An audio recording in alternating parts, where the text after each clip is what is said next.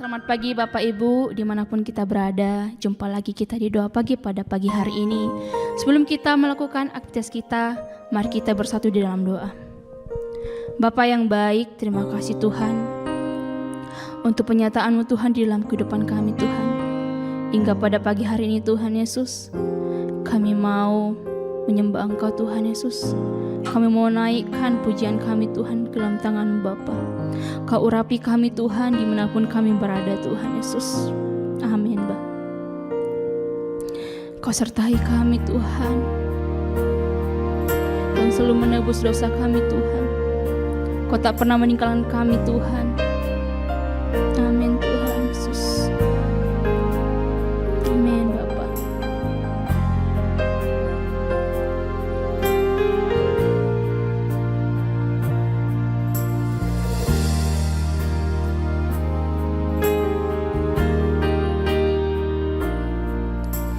Saat ku masuk ke hadirat-Mu, bawa persembahan ke tempat kudus-Mu. Pujian ku naikkan, sembah ku berikan bagi-Mu Allah yang mulia. Kau layakkan kami Tuhan, Kau layakkan ku menghampiri-Mu, melihat tata kemuliaan-Mu Tuhan. Pujian ku naikkan, sembah ku berikan bagi-Mu Allah yang mulia. Oleh kuasa darah-Mu, Kau telah tebus dosaku. Kekudusan-Mu melingkupiku. Kasih-Mu mengalir, memulihkan hidupku. Sungguh besar anugerah-Mu, Kau selamatkan hidupku. Ku menjadi ciptaan yang baru oleh kuasa darah-Mu. Kita kembali katakan, saat ku masuk di hadirat-Mu, saat ku masuk ke hadirat-Mu, bawa persembahan ke tempat kudus. Pujian ku naikkan, sembah ku berikan. Benar Bapa, bagi-Mu Allah yang mulia. Kau layakkan kami Tuhan.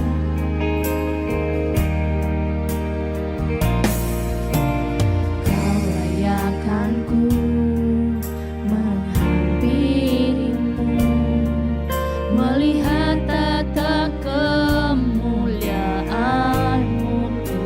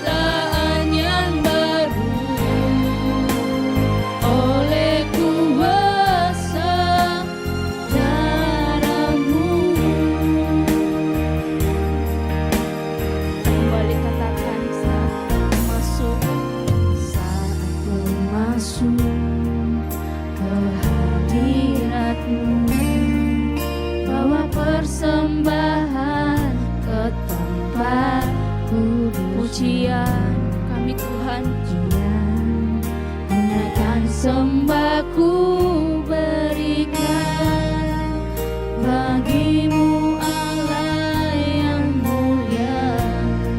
Kau layakan kami Tuhan, Kau layakkanku menghampirimu, melihat tata kemuliaan-Mu Tuhan. Pujian menaikkan sembahku berikan bagimu Allah yang mulia. Oleh kuasa darah-Mu Kau telah tebus dosaku, kekudusan-Mu melingkupiku, kasih-Mu mengalir memulihkan hidupku. Sungguh besar anugerah-Mu, Kau selamatkan hidupku. Ku menjadi ciptaan yang baru oleh kuasa darah-Mu. Ku menjadi ciptaan yang baru oleh kuasa darah-Mu. Menjadi ciptaan yang baru oleh kuasa darah-Mu. Haleluya, haleluya. Syukur bagimu Yesus. Haleluya, Allah yang kami sembah. Haleluya Yesus. Haleluya. Terima kasih Tuhan, terima kasih Yesus, terima kasih Tuhan, terima kasih. Syukur bagimu Tuhan, syukur bagimu Yesus. Haleluya, haleluya, haleluya, haleluya. Terima kasih Yesus, terima kasih Yesus, terima kasih Tuhan, terima kasih Yesus, terima kasih Tuhan, terima kasih Yesus. Bapak Ibu, saya undang Bapak Ibu untuk berdoa secara pribadi. Apapun pergumulan kita, apapun permasalahan kita,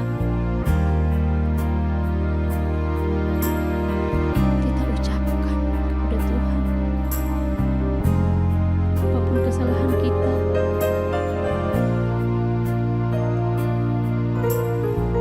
Bapa, terima kasih Tuhan. Kau sangat baik Tuhan di dalam kehidupan kami Tuhan. Engkau Allah yang hidup.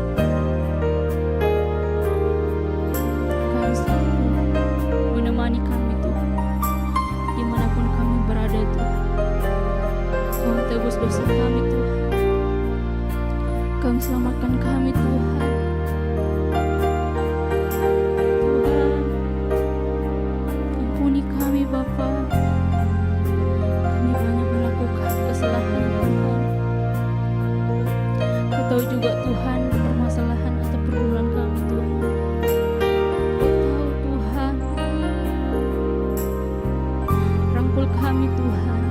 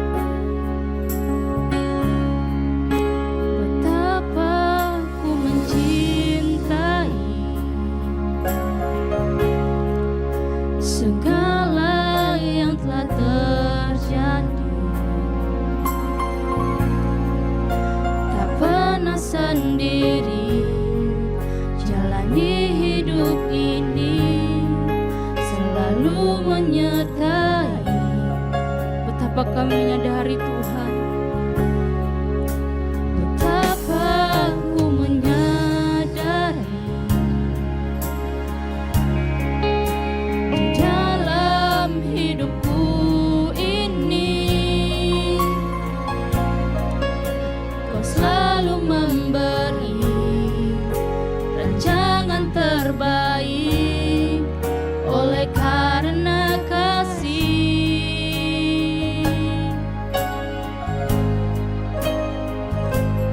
Bapa, sentuh hatiku, ubah hidupku menjadi yang baru, bagai emas yang murni. Kau membentuk rencana hatiku.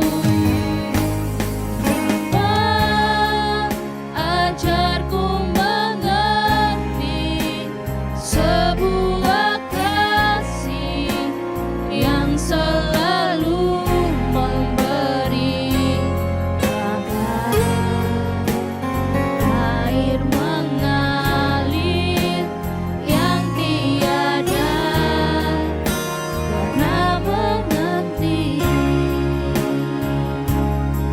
Kita ulang dari awal bagian kita. Betapa ku mencintai segala yang telah terjadi, segala yang telah terjadi. Tak pernah sendiri, jalani hidup ini selalu menyertai.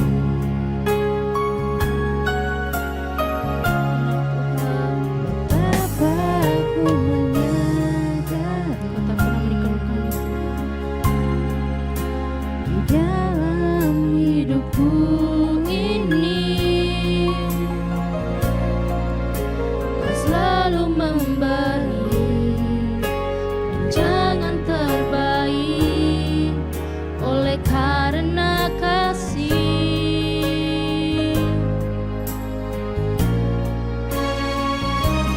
Bapa,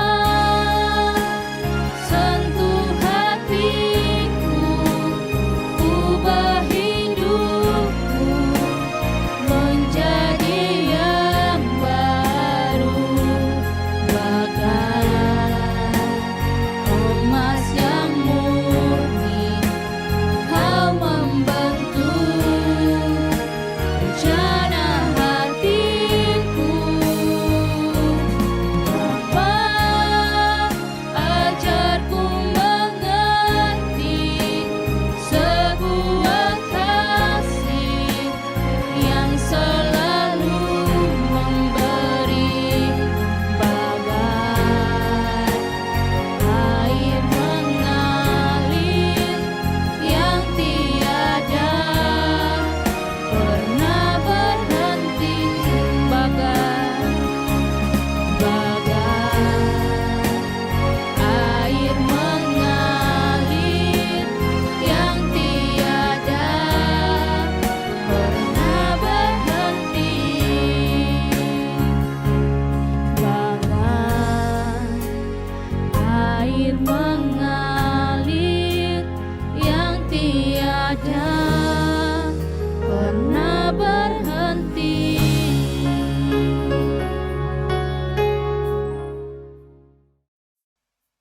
Selamat pagi Bapak Ibu, saudara sekalian, Shalom.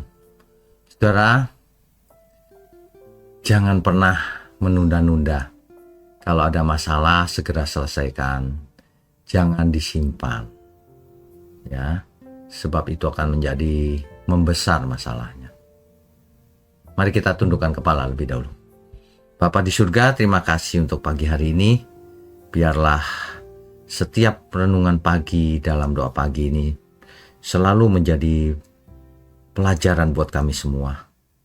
Untuk semakin dewasa, semakin matang di dalam Tuhan, menjadi pelayan-pelayan Tuhan yang baik, menjadi umat Tuhan yang baik. kasih, hanya dalam nama Tuhan Yesus kami berdoa. Amin.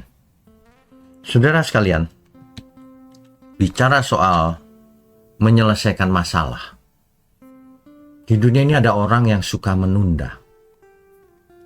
Malas menyelesaikan masalah. Masalah disimpan bertahun-tahun.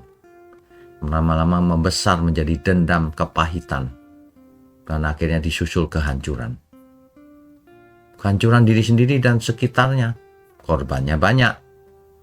Makanya kita harus selesaikan masalah itu secepat mungkin sebelum menjadi kepahitan. Ya, sebelum menjadi kepahitan, jangan menunda untuk mengampuni seseorang itu. Jangan memberi ruang kepada iblis, memberi kesempatan kepada iblis. Sebab masalah kalau disimpan terus, itu menjadi celah bagi si iblis untuk masuk ke dalamnya, untuk mempengaruhi. Jangan membiarkan luka kecil menjadi luka besar. Jangan membiarkan retakan di bendungan besar. Pecah habis itu. Ya. Jadi setiap ada tantangan masalah, jangan ditunda, harus segera diselesaikan. Kalau kita perhatikan, banyak orang itu tidak mau menyelesaikan masalahnya. Diam, dipendam terus. Ya. Dipendam terus, makin hari makin kepahitan, makin dendam, lama-lama makin tidak rasional. Ya, ditambah-tambahin sendiri oleh pikirannya. Si A yang tadinya tidak jahat, di pikirannya makin hari makin jahat karena disimpan terus. Virus pembusukannya itu disimpan terus. Padahal kita kalau menghadap Tuhan harus dalam keadaan bersih. Orang yang hatinya kotor tidak berkenan bagi Tuhan. Ayolah dibersihkan. Setiap rumah aja setiap hari dibersihkan. Kalau hati kita tidak bersih, dibersihkan, tidak layak bagi Tuhan.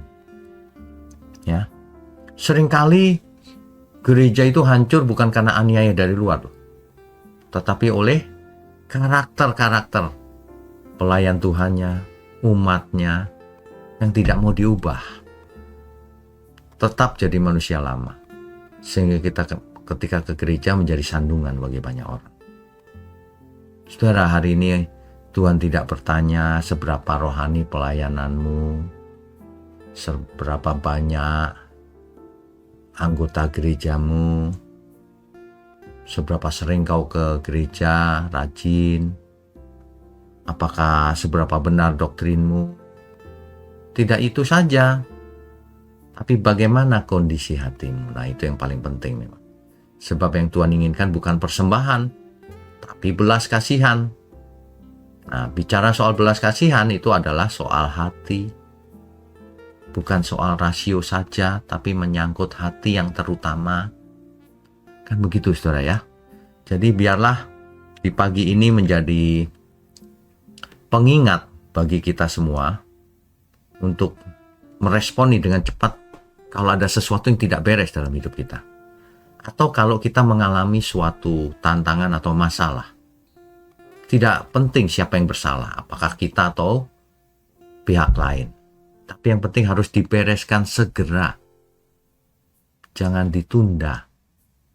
Kalau dalam suami istri ya, jangan didiamkan terus.